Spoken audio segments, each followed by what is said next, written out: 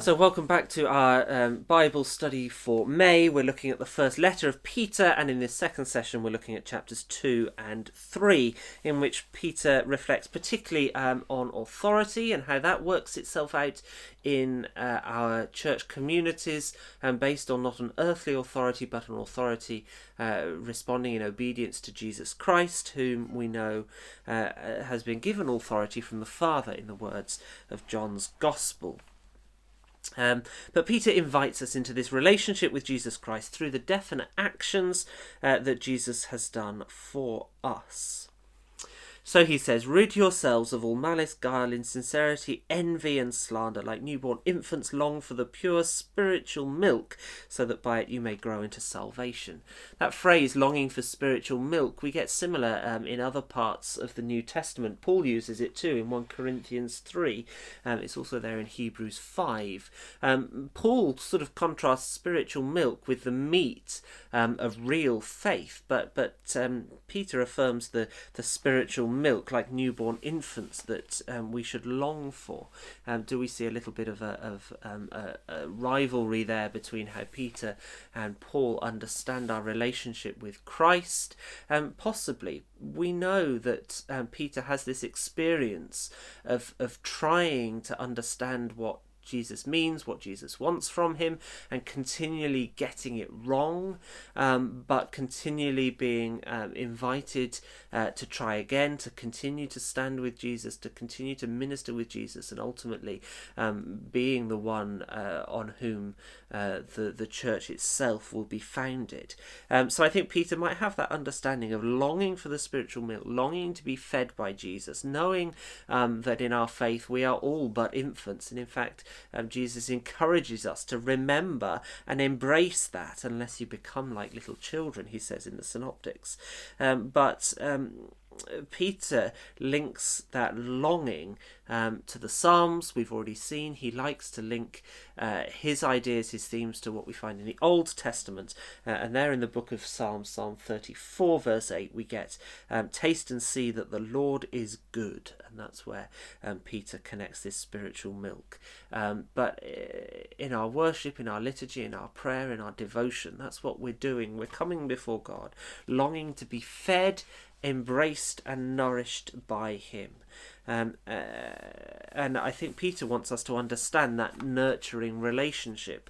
We know that if we're talking about infants taking milk, they're taking it from the mother's breast, and we know that babies take milk for all sorts of reasons. Yes, to be fed food and nutrients, but also for comfort, to relieve pain. And I think that's all part of Peter's invitation for our relationship with Jesus as well, to be fed that spiritual milk that will not only give us the tools we need for life, but also to comfort, protect, give us the antibodies as well as the nutrients that relationship and food, drink from the mother's breast gives us. Peter carries on. He's got other metaphors here. Now he says, like living stones, let yourselves be built into a spiritual house. To offer, he says, spiritual sacrifices acceptable to God through Jesus Christ. Again, I think Peter wants to prioritise that understanding of what Jesus has done for us, that Jesus is and was the only one who could do those things, that his sacrifice is complete, is the only one that we need, and yet we are still to offer our own spiritual sacrifices acceptable to God, making ourselves into that holy priesthood. Again, he's using language familiar to the Jewish people, particularly in books like Leviticus, to be holy, to be called out, to be able to stand in the presence of God. That's what holy means. That's what God has done through us through Jesus in the gift of the Holy Spirit. And that's what Peter says he is still doing for us now. And that means that we should have this relationship with God, which is one of obedience. Peter says, verse 2, verse 8, they stumble because they disobey the word. But you are a chosen race, and therefore you might proclaim the mighty acts of him through obedience to Jesus Christ. Conduct yourselves honourably amongst the Gentiles, he says. That's one of these instructions. Again, I think we're saying the Gentiles are those who are not part of the New Jerusalem. He's sort of generalising this specific Jewish language. Out of obedience to Jesus. And remember, what are the commands that Jesus gave us? We know from John's Gospel the commandment is to love one another. That's all it is. It's not all it is, but that's what it is. The new commandment that Peter received from Jesus is to love one another. So there's other forms of authority, Peter says, and that's okay. We can still respond to earthly authority, whether as the emperor supreme or of governors sent by the emperor. And an earthly authority, Peter says, is about punishment and praise. It's about correcting wrongdoing and encouraging good acts. And I think that might be a helpful way to understand earthly authority, because Jesus, whose spiritual authority we follow, does not punish and does not need to praise us, but leads us on in righteousness in all things. So we can understand earthly authority in a different way. I notice this is a particularly Roman perspective, that the emperor's authority is supreme, or of his governors who are sent out to rule the lands. But that is what Peter understands. Peter, who is in Rome, remember, near the seat of the emperor, because he says that will allow us to live as free people, because we are servants of God. That is where our freedom is. So we shouldn't need to be worried about subjecting ourselves to earthly forms of authority. But not, and he frames that in an interesting way. Don't use, therefore, your freedom in God as a pretext for evil. Don't use your freedom in God to say, well, therefore the laws of the land don't apply to me because I'm a Christian, because I've been freed in Jesus Christ, because my ultimate responsibility and obedience is to Jesus Christ. Because although those things are true, we still have these earthly relationships and earthly forms of organising ourselves which are important.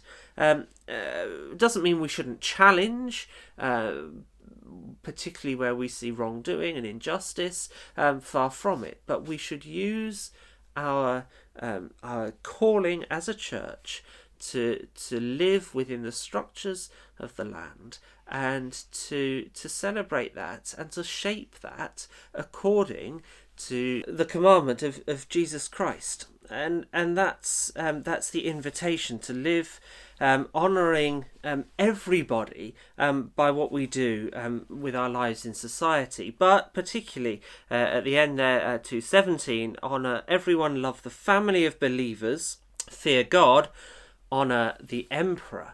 Now that's almost been used as a sort of strapline, a party line of the Church of England.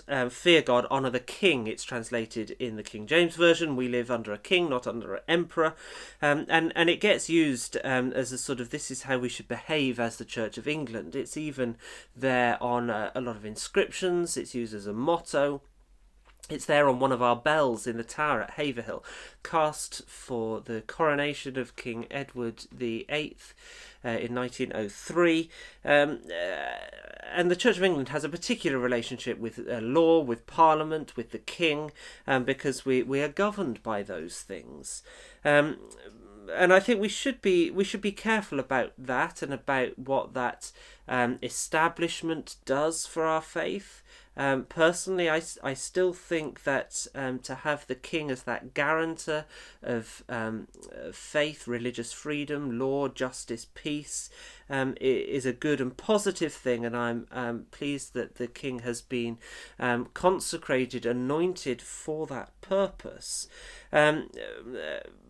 So we should be careful about that, using that fear God, honour the king to just say do as you're told, and yet we can still take Peter's message to heart, that actually we can do good by living, submitting ourselves willingly and freely to the authority of the land. Peter then extends that same thinking to other forms of authority, and this is where it can get even trickier in our understanding, but it doesn't need to. I think that element of choice and willingness and freedom is so important for Peter. So when he's talking about slaves accepting the authority of their masters, I don't think he's condoning particular forms of slavery, such as the transatlantic slave trade, or modern forms of slavery and abuse, and forms of relationship where that element of choice and trust is not there. Because notice he uses that language of entrusting, verse 23 onwards. Christ entrusted himself to the one who judges justly. And I think that's what Peter is trying to say. Of course, Jesus calls us not servants, but friends. And so I think he's encouraging us to have a different sort of power-sharing relationship. And the image that Peter uses is returning to the shepherd and guardian of our souls, Peter, who is told to feed Jesus' lambs at the end of John's Gospel. And we continue that image of shepherd and sheep as a relationship for ministry. The word pastor is the word for a shepherd. The word bishop is the word for a shepherd. It's those images that we've used for our relationships in ministry.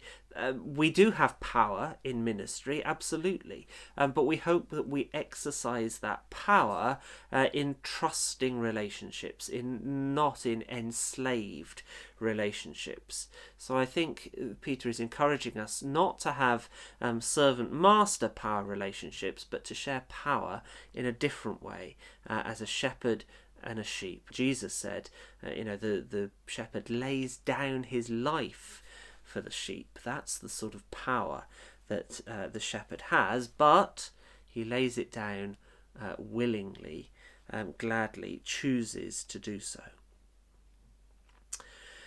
That choice is there, I think, then again, as we move into chapter 3, when we're talking about wives and husbands, and in the marriage service, as we use it today, that element of choice and deciding, choosing willingly to be part of the service is fundamental to the liturgy of the marriage service.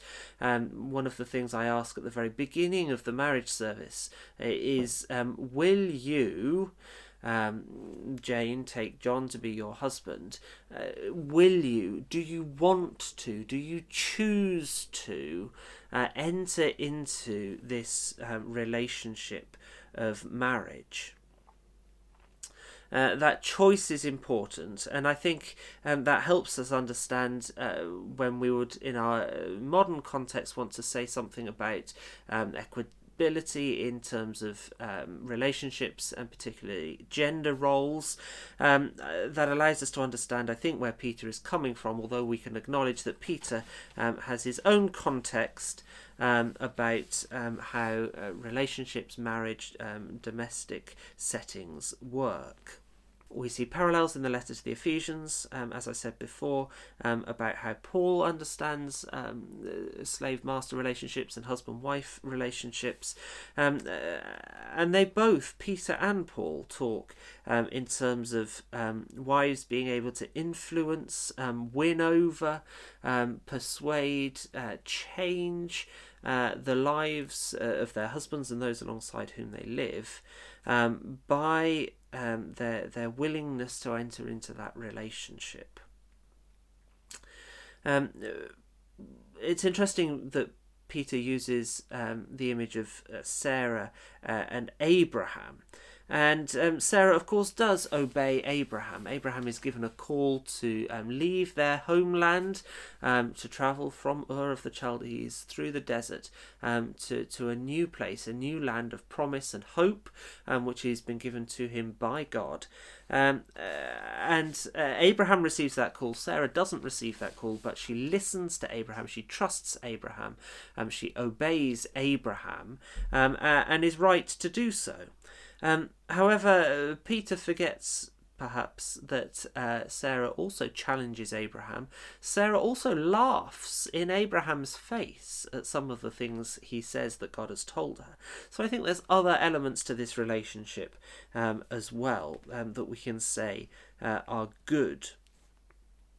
But that's the sort of willing cooperative power sharing that I think Peter is encouraging, to acknowledge that there is power sharing in our relationships, including in husband-wife relationships, and we need to acknowledge that, to be honest about where that lies, and to make the best use of that in trust and love, not in abuse and coercion. And so he says, 3:7 onwards, husbands, in the same way, show consideration for your wives in your life together. And now this is a particularly difficult passage, both in the way that it's been used through the ages and just in its translation and interpretation. The NRSV says, paying honour to the woman as the weaker sex.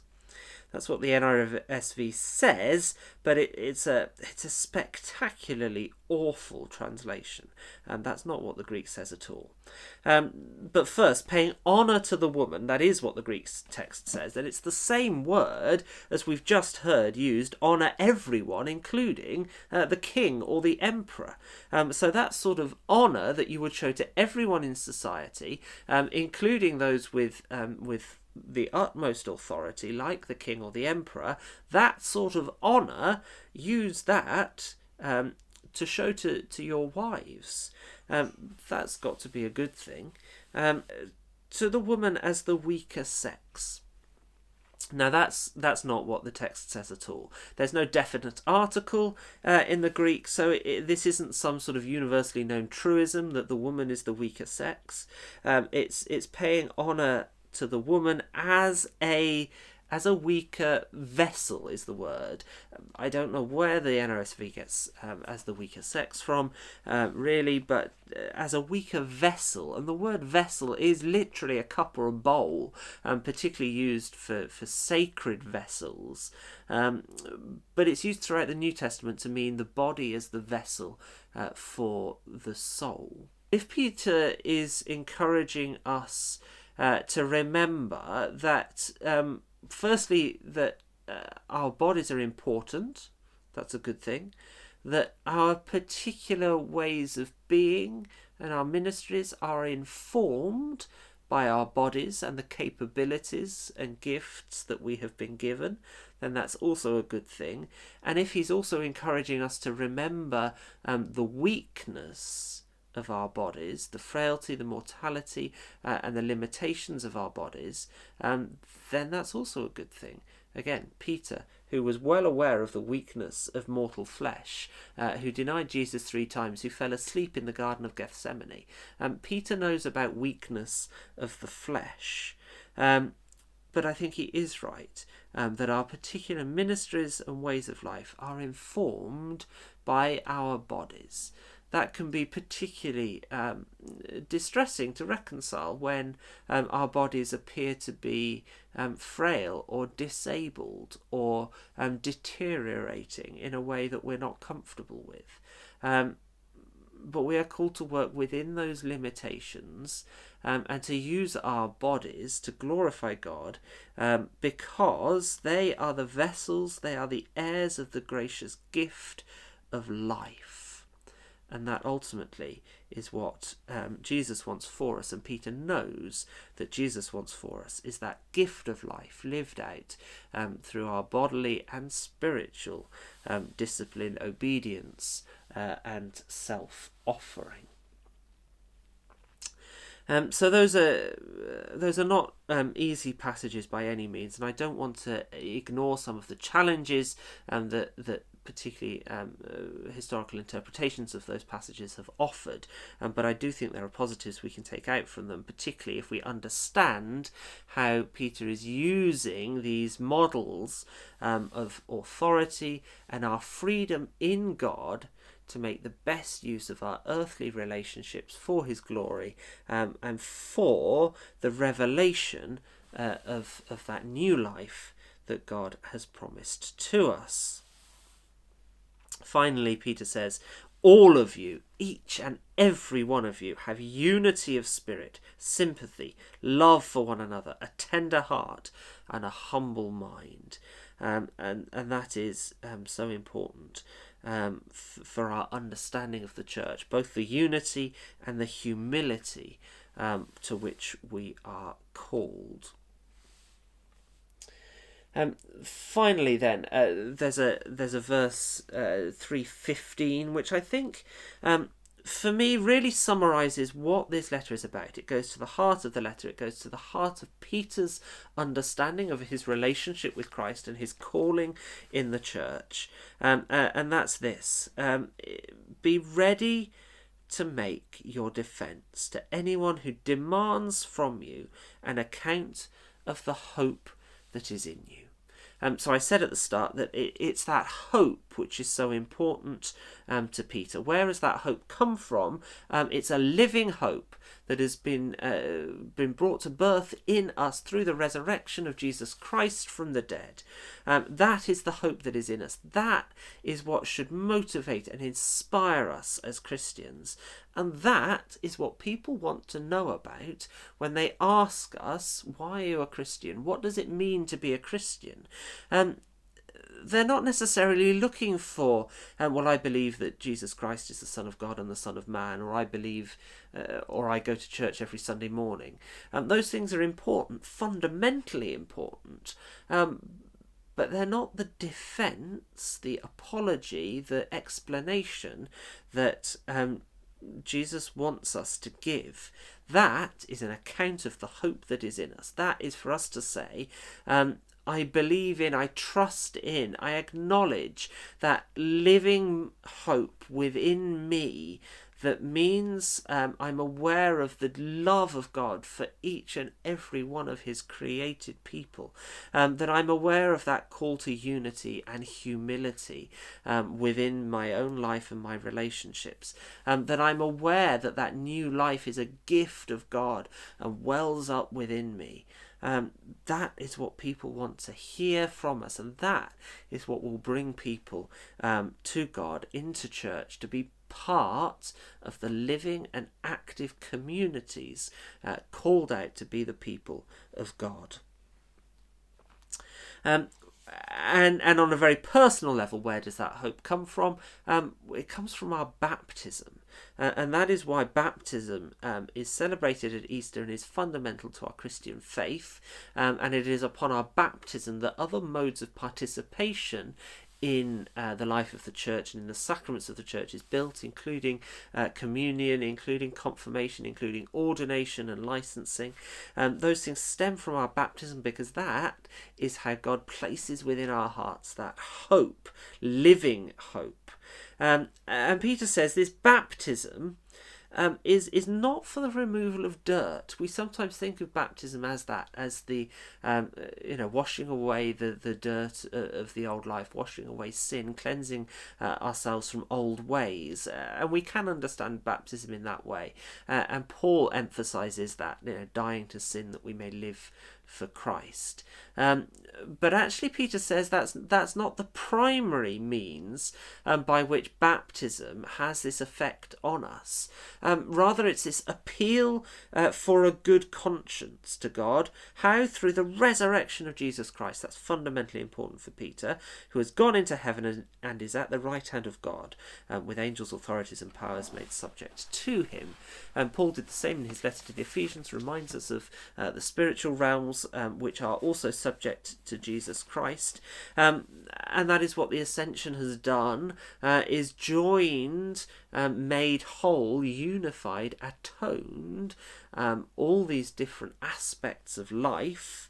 And it is through our baptism that we appeal to God that we may be true to the knowledge of that gift of new life. And that is what Jesus wants for us, and that is what baptism does for us. And that's why, for me, baptism is that wonderful gift that the church can offer. And so I hope that this letter of Peter, which reminds us of that living hope, can be for you a reminder of the importance of baptism, of that living hope in your life. If you've been baptised, make use of the opportunities to remember our baptism that we've used at Easter, that we do time and time again, and allow that to spill over into all aspects of your life. And if you haven't been baptised, I hope and encourage you to accept that gift, because it is a wonderful gift which allows us to know the deep love that Jesus has for us through his death and resurrection. Baptism is the pledge of that hope, that God has promised to be true to the salvation that he has won for us in Jesus Christ. He promises that we will be able to take our share in that victory, in that salvation. That is our hope, and baptism is the pledge of that hope from God to be true to that offering. Those central chapters of 1 Peter are not easy. Thank you for staying with me, but I hope, as I say, they allow you to recognise that living hope that is in you. We'll move on to chapters 4 and 5 in the next session, which I hope might be a little bit easier, but do reflect on these chapters and how they inform our life as individuals and as the church. Thank you, and see you next time.